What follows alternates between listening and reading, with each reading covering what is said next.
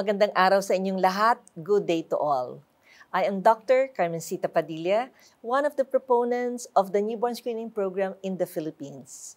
Join me in uncovering the wonderful story of newborn screening in our country. Together, let's zoom in on what makes NBS a comprehensive program for every Filipino here at Newborn Screening in Focus. In the first season, we had an extensive discussion about the birth of the newborn screening in the Philippines, the collection and management of samples, the factors that might affect newborn screening results, how the newborn screening centers coped with the challenges brought about by the pandemic, and in detail, discuss the featured congenital disorders. In this second season, join us again as we dive deep into the systems of the Philippine newborn screening, study the partner organizations and the role in making NBS an outstanding program, and in detail, discuss some congenital disorders from our expanded newborn screening panel of disorders. This video series serves as an educational platform for our newborn screening coordinators, one in every 7,200 health facilities throughout the country. But just like all accomplished programs, the success of this video series relies on the consolidated effort of many sectors: the newborn screening centers, the satellite and continuity clinics, our partner organizations such as the Centers for Human Genetic Services, the Department of Health, PhilHealth, and many more. We hope that with your continued support, we'll be able to achieve our ultimate mission of setting a world-class newborn screening program in the country. So without further ado, take a seat, get comfortable, as you're in for quite an adventure here at Newborn Screening in Focus. Kaya dapat magpa-newborn screening.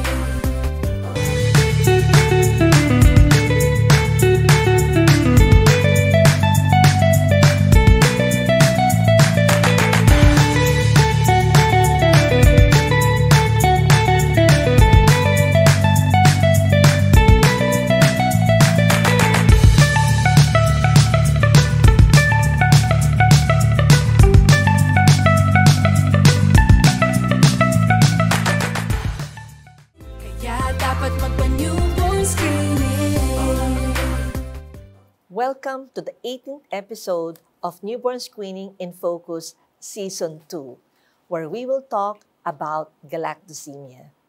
Galactosemia is a metabolic disorder which affects a person's ability to metabolize galactose, a sugar encountered commonly in the human diet, especially in dairy products. It has been included in the Philippine Newborn Screening Panel since 1996, allowing the early detection and management of this life-threatening disorder. To enlighten us on the pathophysiology, clinical features, treatment and monitoring, and prognosis of galactosemia, we have invited two very special guests. Dr. Ebner Bon Naceda is a research faculty of the National Institutes of Health, UP Manila. He is a pediatrician, clinical geneticist, and assistant director of the Institute of Human Genetics. We also have Dr. James Abraham Lee, a pediatric ophthalmologist and expert in strabismus and cataracts. He is currently working with the American Eye Center. He is also a clinical associate professor of the UP College of Medicine, Philippine General Hospital. Welcome to the program as panelists, Dr. Bon and Dr. James. Thank you, ma'am. Good day po. Good afternoon po. Okay, thank you. We'll go straight to the topic so that we can understand this condition. So, Dr. Bon, what is galactosemia?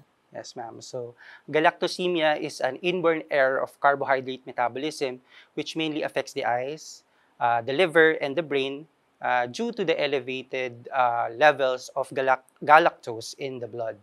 So, to explain further, galactosemia, so we will start with lactose, which is milk, no, or the regular food that we eat, no. So this food that we eat, which contains lactose or galactose, will be further broken down by the body so that we can use it for energy.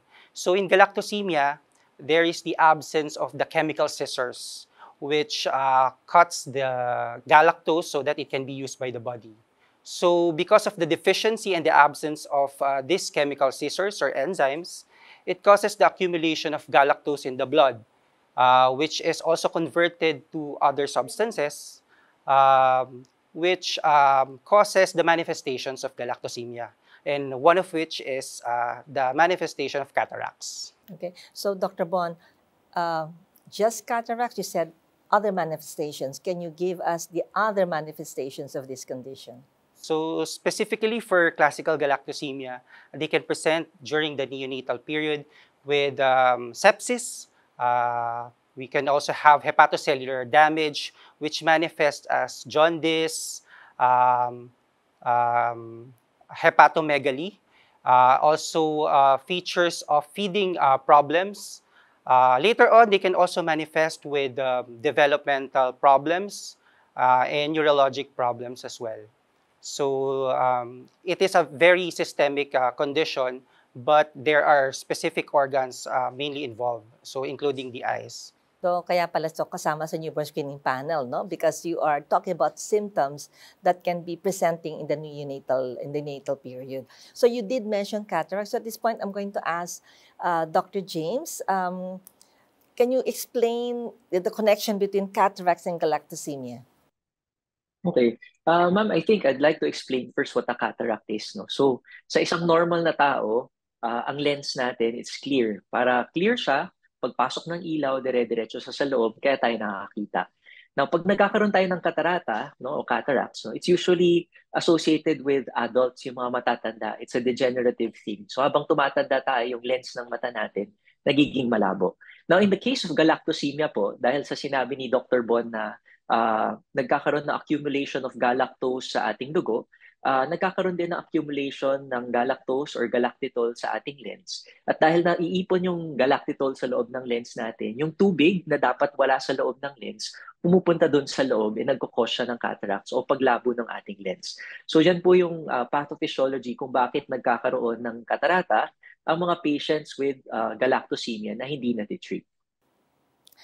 So ang sinasabi mo ngayon, basta hindi naggamot ng tama, magkakaroon talaga ng complications in the form of cataracts. So my question to, tama ba yung statement na yun, Dr. James? Yes, ma'am, tama po. Kasi nung dapat na walang galactose doon sa lens or galactitol inside the lens, dahil hindi siya nawawala, dahil nga hindi natin metabolize ng body yung galactose, naiipon siya sa loob, tapos pumapasok yung tubig doon sa lens kung saan naman dapat na walang tubig sa loob ng lens natin. Okay, so I'll go back to Dr. Bon. So how early do we have to treat now? So actually yung treatment dapat nagsa-start na kapag na-screen natin, no? So as early as the results come out, no, kung nakita na elevated yung galactose at ma-confirm natin na galactosemia, dapat mag-start na tayo ng dietary management. Napakasimple lang naman po ng management nito. So sa galactosemia po, no, ito po ang isa sa true contraindication ng breastfeeding. So bawal po ang breast milk or yung ibang mga milk formula, no, containing lactose. So shinishift po natin sila sa soy-based formula. At available naman sila sa market. Yes po, so available to sa mga supermarkets tsaka sa mga drugstore po. So as soon as the confirmation is done, tama ba yung sentence na yon? Kasi tandaan natin, no, for our audience, lagi nating sinasabi, newborn screening is a screen. At meron pa tayong confirmatory test. As soon as it's confirmed, we must change the diet. Okay. So para sa total galactosemia na problema, ang sinasabi mo, papalitan ang gatas. Pero para naman kay Dr. James, paano ba minamanage ang cataracts naman ngayon in a newborn? Very important yung sinabi ni Dr. Bon na kailangan ma-screen siya agad and we have to initiate treatment as soon as the diagnosis is confirmed. Kasi ang katarata naman po, hindi naman po siya agad-agad na magpo-form. So usually, it forms in the first few weeks of life. And the good thing about galactosemia is that it's one of the diseases na kapag nag-start ang katarata, pwede siyang ma-reverse as long as maaga nating ma-initiate yung treatment sa mga bata. So hindi naman kakapal agad yung katarata. You will see some certain manifestations of the cataract, but as early as the diagnosis is confirmed at matigil natin, magkaroon tayo ng dietary changes, yung katarata niyan ay maaari pang ma-reverse in the early stages. Ngayon, syempre, pag medyo na-late tayo ng confirmation or pag-stop ng dietary changes, the cataracts might be a permanent thing. Pero hindi rin lahat ng katarata sa bata ay kailangan operahan agad. Unang-una, tinitingnan namin gaano ba kakapal yung katarata. Yung katarata na ba yan can cause significant visual impairment in this child? Second, gaano ba kalaki yung katarata? If yung cataract natin ay nasa gilid o kaya maliit lamang, no, less than 3 millimeters, maaaring hindi pa namin siya galawin or operahan. And lastly, yung third is, meron bang anong age ba nung patient na to na kailangan na ba nating tanggalin agad-agad yung katarata? So, maraming factors kung kailan namin siya tinatanggal, pero ang pinaka-importante talaga is that we catch it early because it is reversible. Maganda yun, ano? Kasi nabanggit yung reversible. So, ang tanong ko kay Dr. Bon ngayon, yung ibang problema ba na sinasabi nating complications ng galactosemia ay pwede rin ma-reverse? So, magandang tanong po yan, no? Kasi sa galactosemia po, lalo na po sa classic type ng galactosemia, despite dietary management, no, meron po tayong nakikitang mga manifestations na or long-term complications na hindi po na present kahit na po nag-start tayo ng management, no. So, isa po dito yung premature ovarian insufficiency sa mga babae po na merong galactosemia, no. So, affected po dito yung fertility. Isa pa po yung yung sa neurodevelopmental manifestation. So, nakikitaan po sila ng mga delay sa development, primarily po sa learning, sa speech, tsaka po sa motor. Ano kayang dahilan noon, Dr. Bon? So actually hindi po talaga well explained, pero ang nakikita pong dahilan sa literature po na makikita natin, no, yung elevation pa rin po ng galactose, no. Primarily yung galactose 1P sa classic galactosemia. Yun po yung toxic sa brain tsaka sa sa female reproductive organ. Ang sabi mo nga kanina, dapat pag na-screen at nalaman kagad na may galactosemia, kailangan magpalit ng gatas kaagad, di ba? No?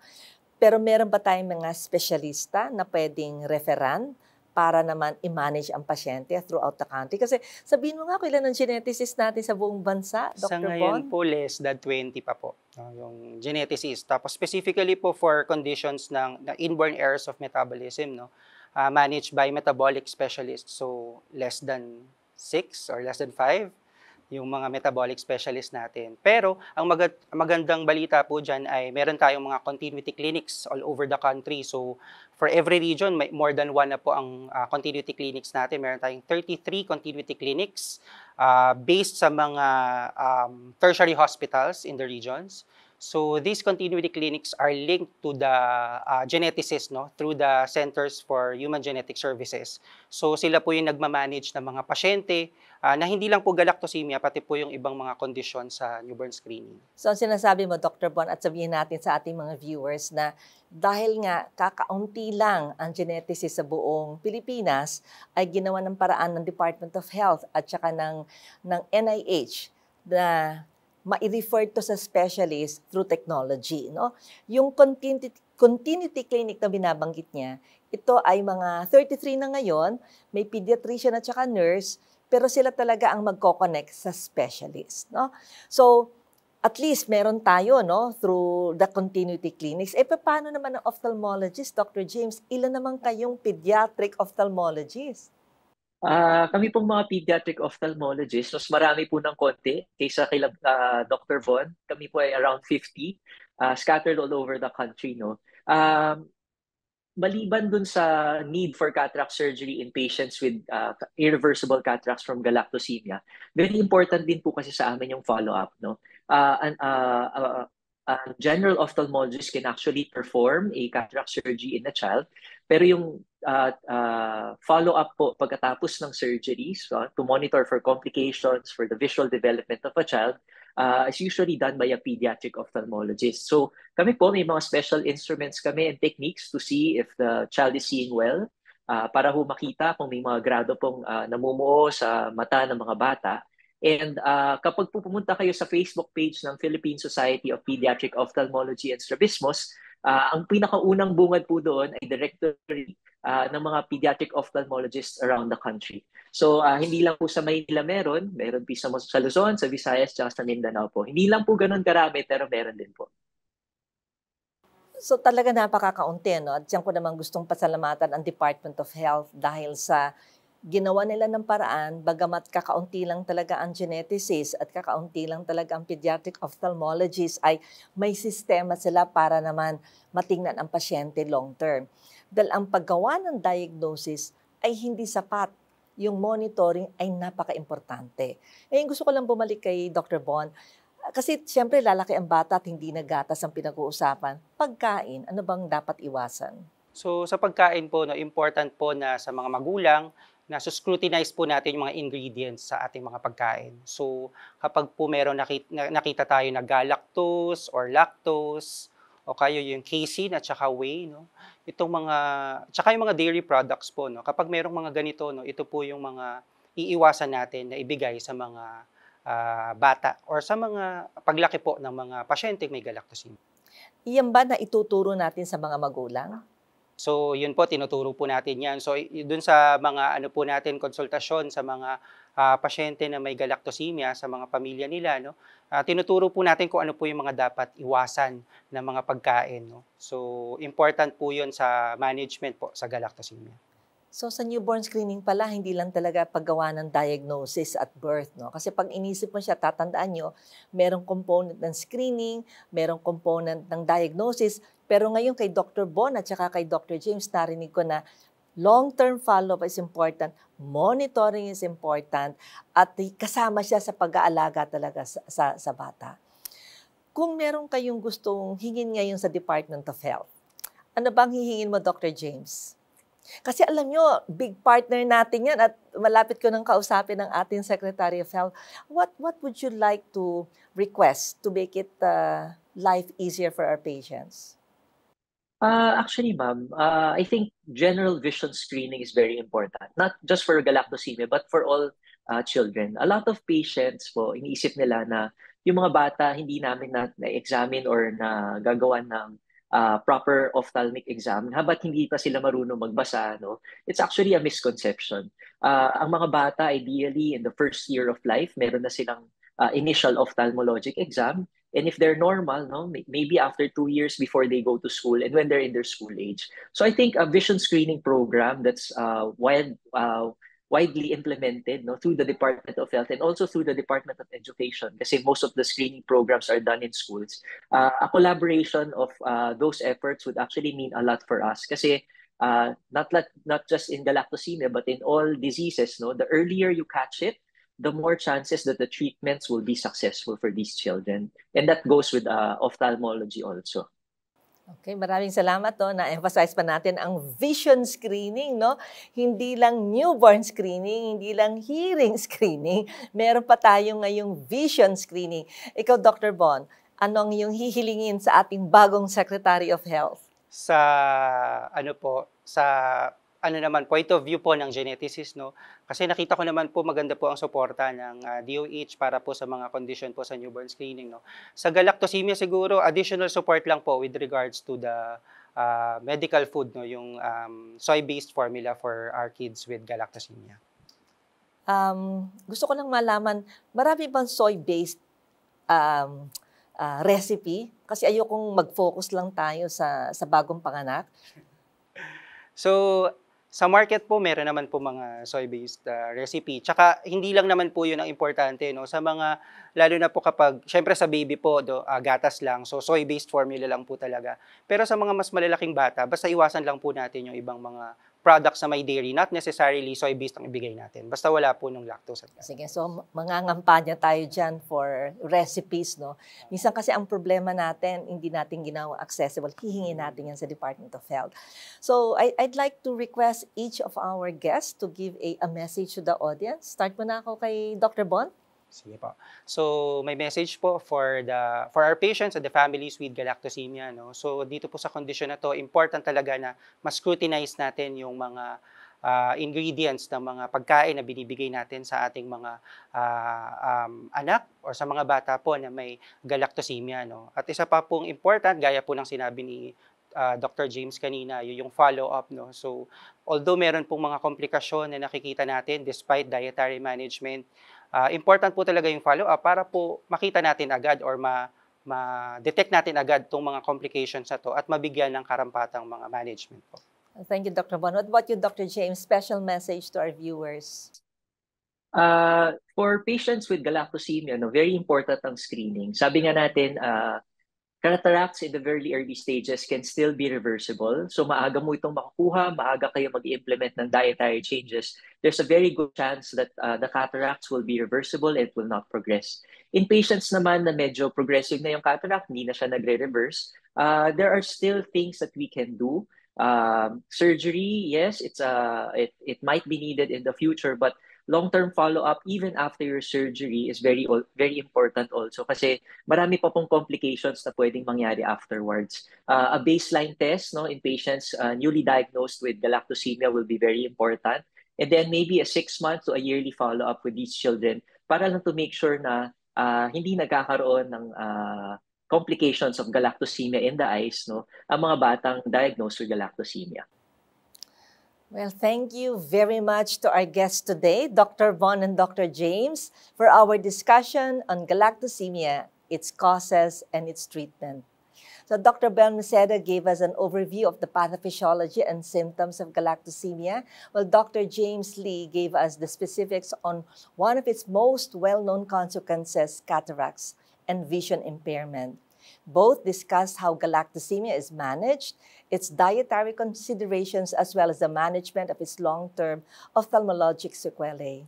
We also touched on other topics that fall under galactosemia, such as where to find help for people living with galactosemia and where and how to find products suitable for these people's daily use. So once again, thank you to Dr. Bon and to Dr. James. Maraming salamat sa inyong dalawa.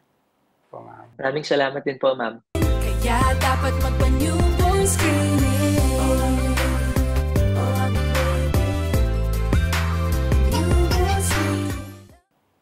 To our virtual audience, please send us your comments, questions, or the list of topics that you want us to cover in our succeeding episodes.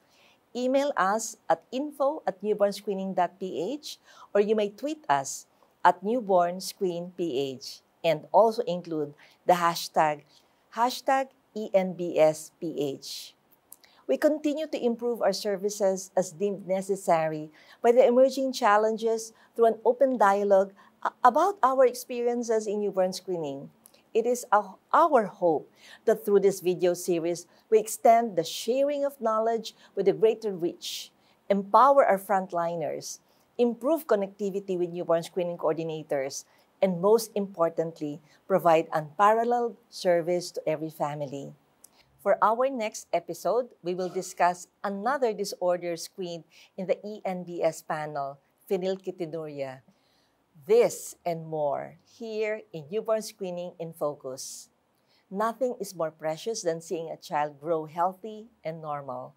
Let's realize this through newborn screening. Newborn screening is a gift of life.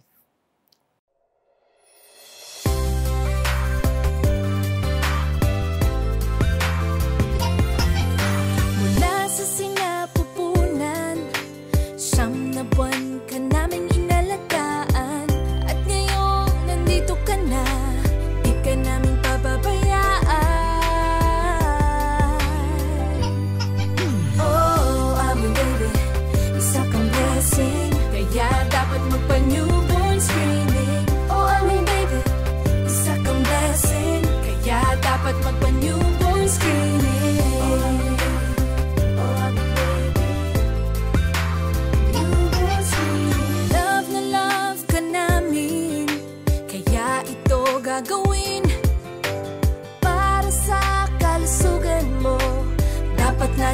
susundin.